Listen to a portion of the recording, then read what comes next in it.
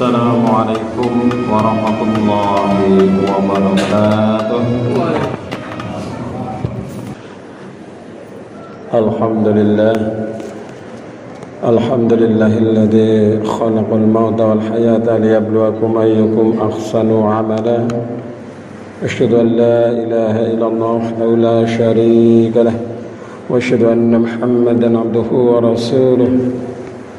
Allahumma salli ala Muhammad wa ala ali Muhammad kama sallaita ala Ibrahim wa ala ali Ibrahim wa barik ala Muhammad wa ala ali Muhammad kama barakta ala Ibrahim wa ala ali Ibrahim fil alamin innaka Hamidum Majid.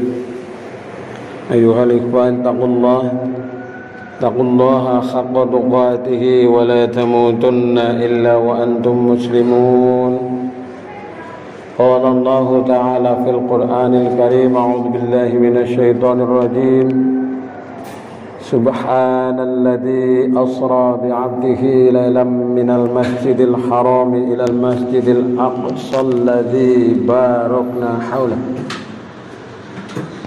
barakna haulahu linuriyahu min ayatina innahu huwas sami'ul basir. Astagfirullahal azim, amma ba'du. Jamaah Jumat yang dirahmati Allah, marilah pada kesempatan ini kita meningkatkan rasa syukur kita kepada Allah Subhanahu wa taala. Dengan hati kita meyakini semua anugerah adalah pemberian Allah.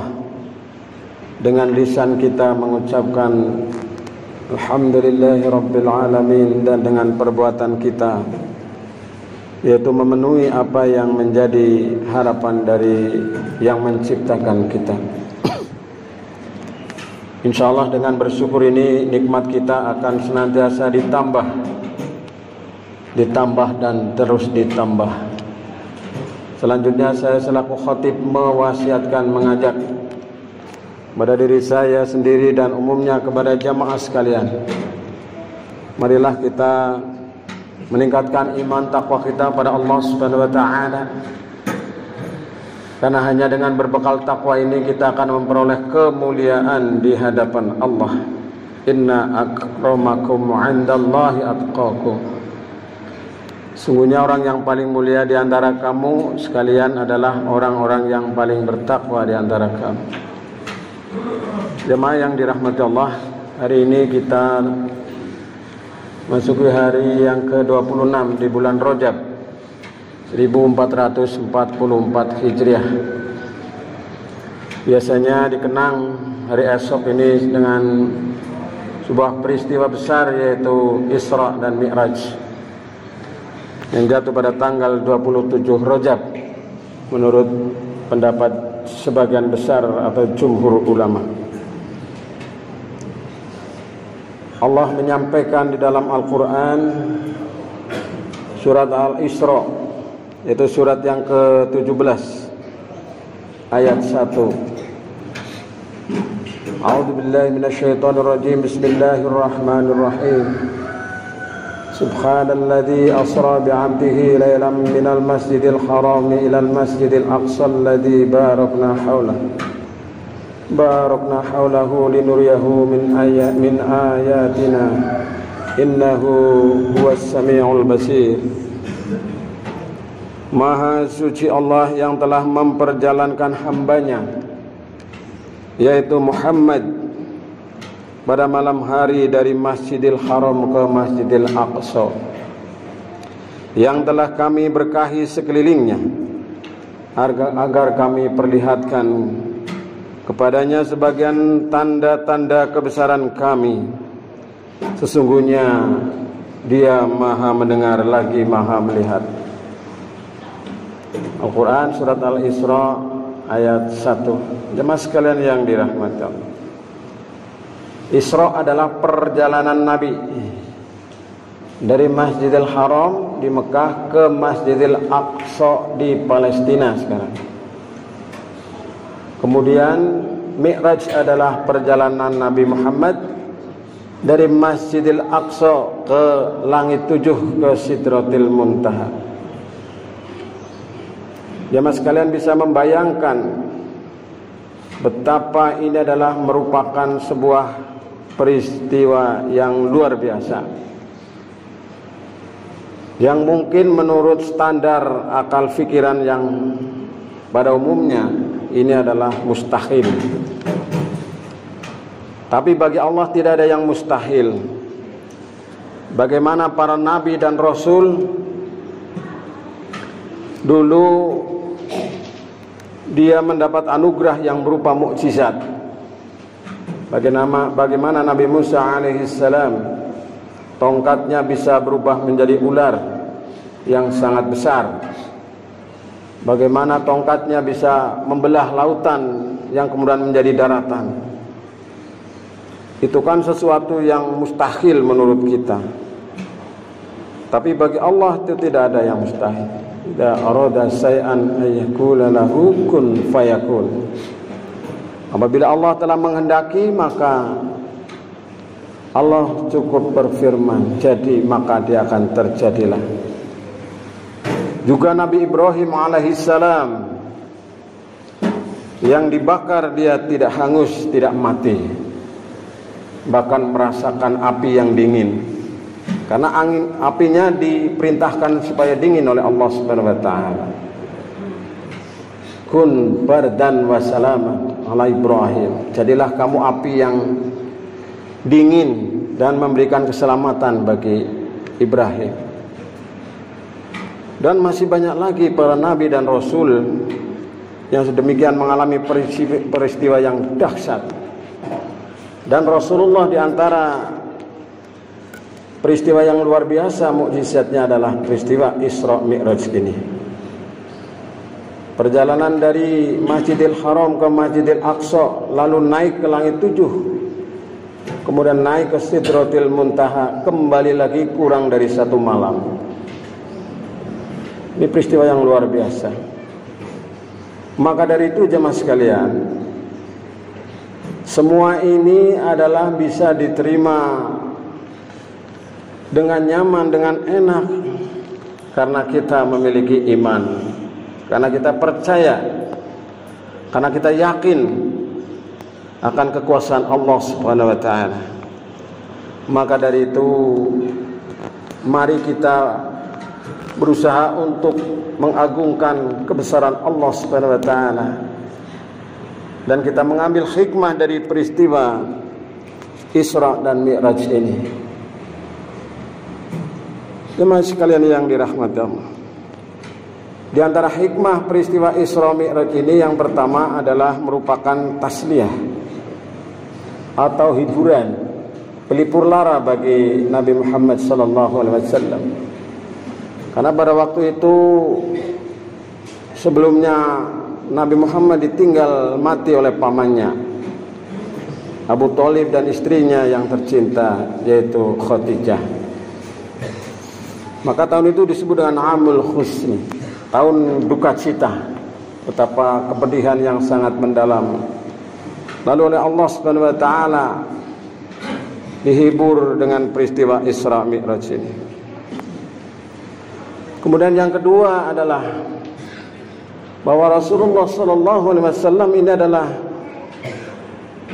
pemimpin para nabi,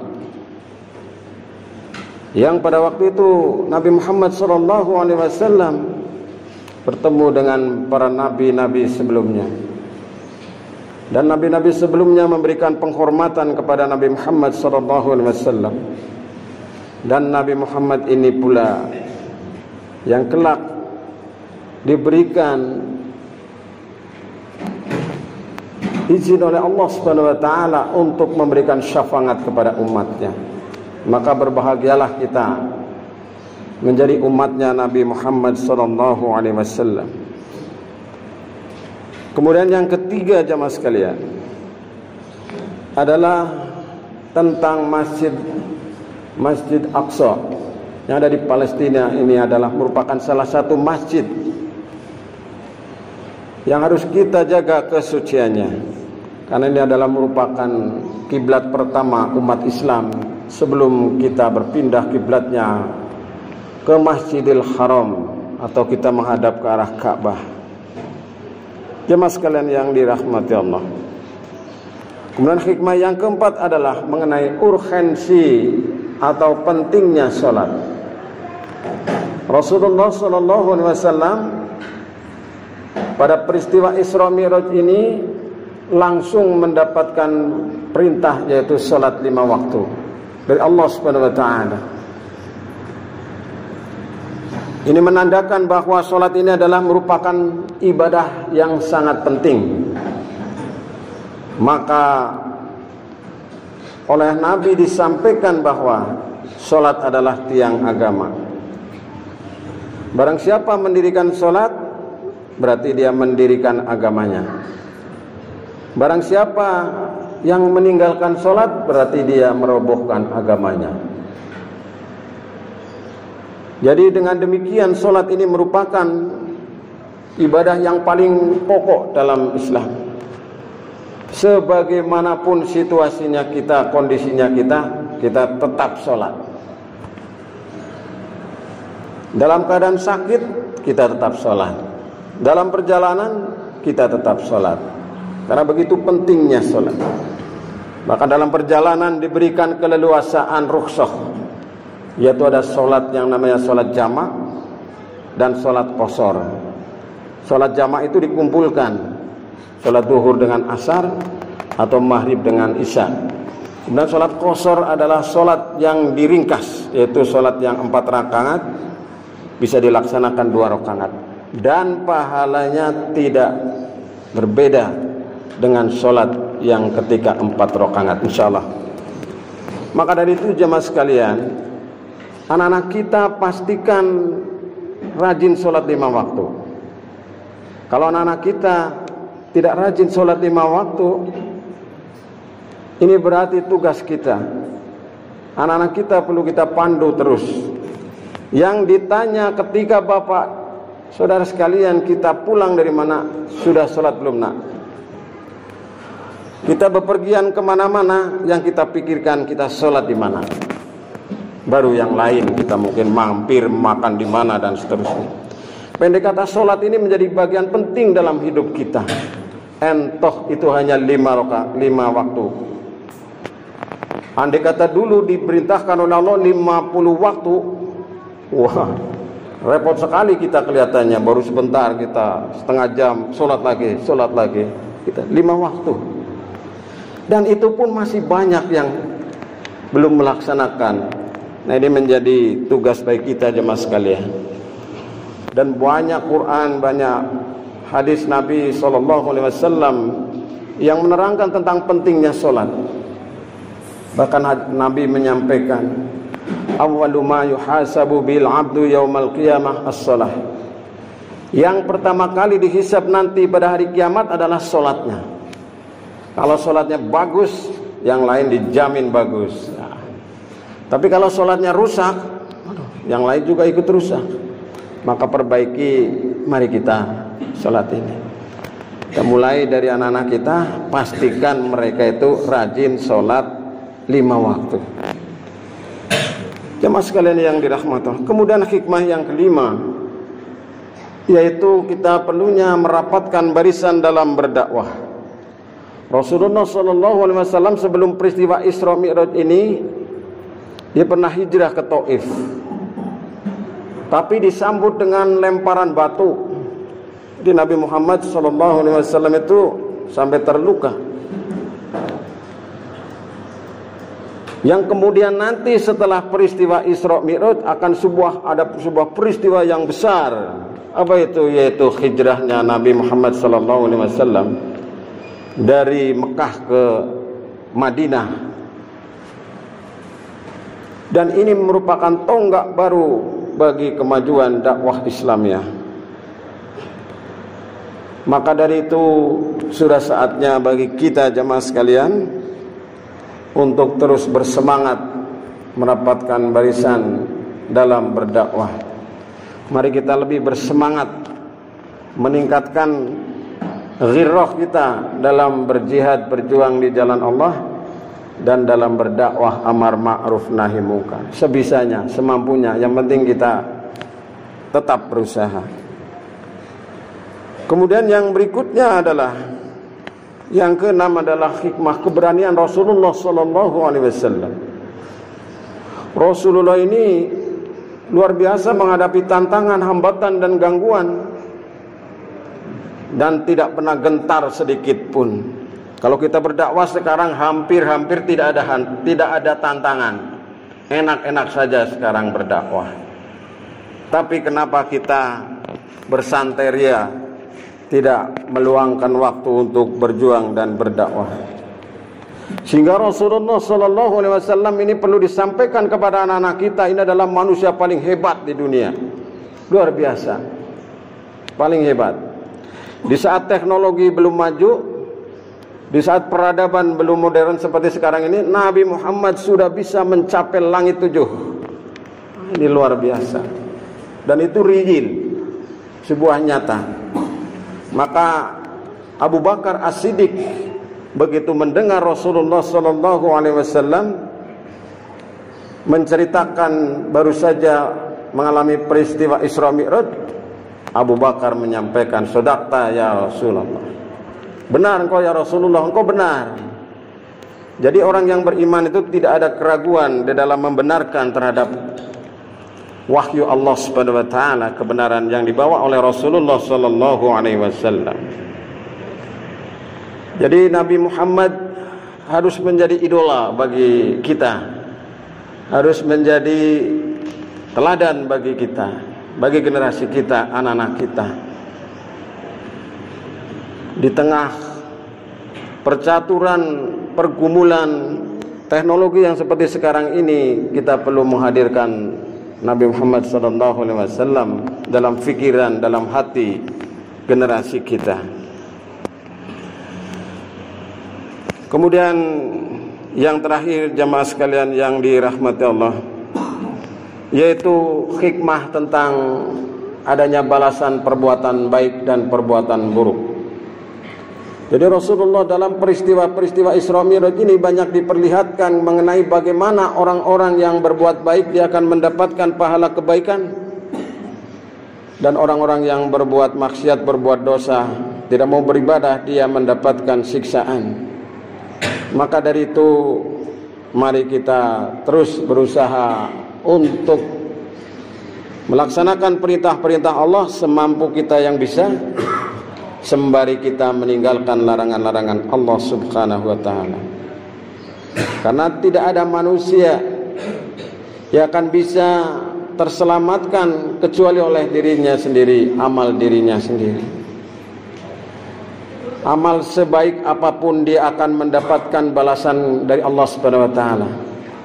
Dan amal sekecil apapun yang merupakan amal buruk juga akan mendapatkan balasan dari Allah Subhanahu wa taala. Wa may ya'mal mithqala dzarratin khairan yarah wa may ya'mal mithqala dzarratin syarran yarah.